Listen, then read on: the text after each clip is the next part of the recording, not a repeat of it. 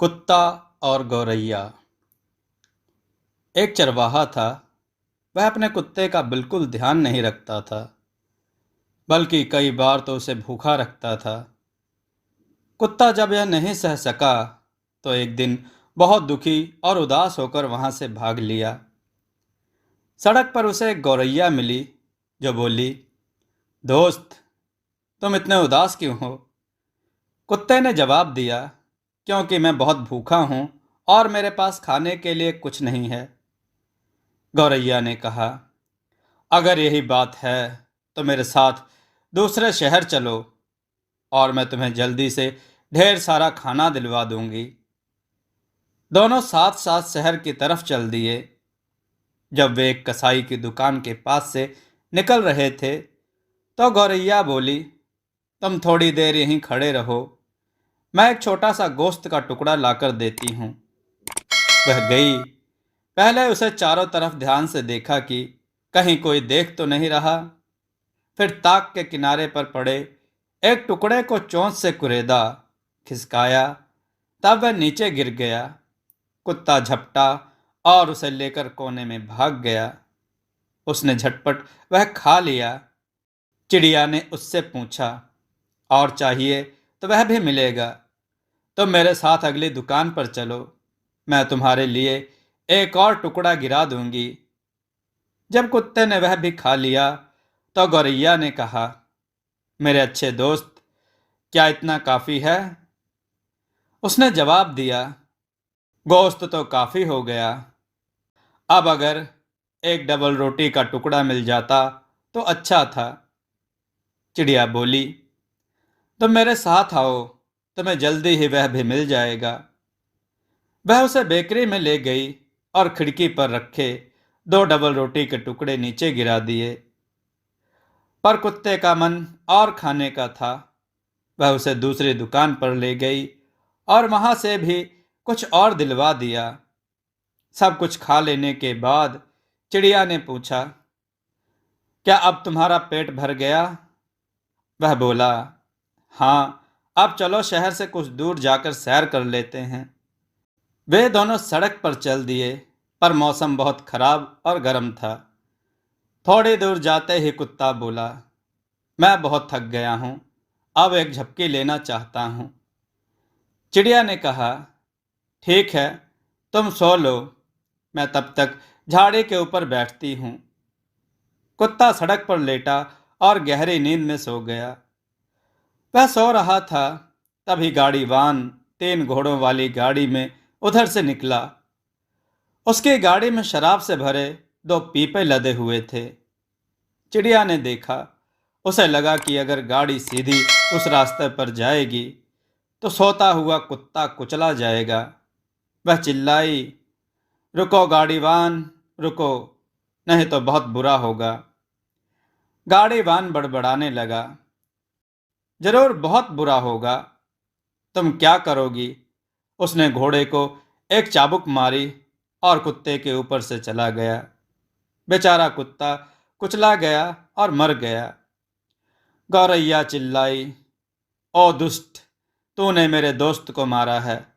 अब मेरी बात सुन, तुझे इसके बदले में अपना सब कुछ खोना पड़ेगा। वह दुष्ट बोला, तुझे जो करना है वह कर ले, तुम मेरा कुछ बिगाड़ नहीं सकती हो। यह कहकर वह आगे चला गया।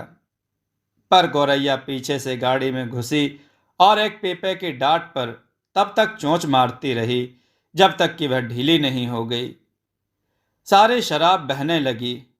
गाड़ीवान को पता तक नहीं चला।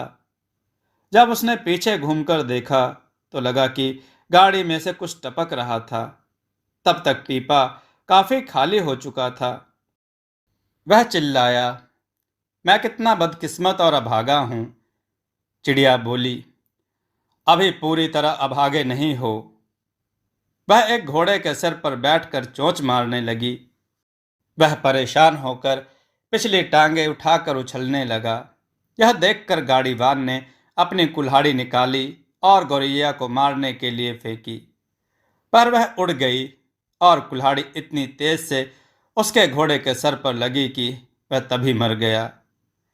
गाड़ीवान बोला, मैं कितना अभागा हूं। चिड़िया ने फिर कहा, अभी पूरी तरह नहीं। फिर वह दूसरे घोड़े के सर पर बैठकर उसे भी चोंच मारने लगी। गाड़ीवान भागा और फिर से उस पर वार कर दिया। वह फिर से उड़ गई और दूसरा घोड़ा भी वहीं मर गया। वह फिर बोला, मैं कितना बदकिस्मत हूं। चिड़िया ने फिर कहा, अभी पूरी तरह नहीं। अब वह तीसरे घोड़े के सर पर चोंच मारने लगी। गाड़ीवान गुस्से में पागल हो उठा। उसने ना इधर देखा ना उधर, किसी बात की परवाह किए बिना फिर से चिड़िया पर वार किया और अपना तीसरा घोड़ा भी मार दिया। बाद में फिर कहने लगा, हाय, मैं कितना बदकिस्मत हूं। गौरैया ने उड़ते उड़ते जवाब दिया, अभी पूरी तरह नहीं हुए हो। बेबस गाड़ीवान ने गाड़ी वहीं छोड़ी और घर गया।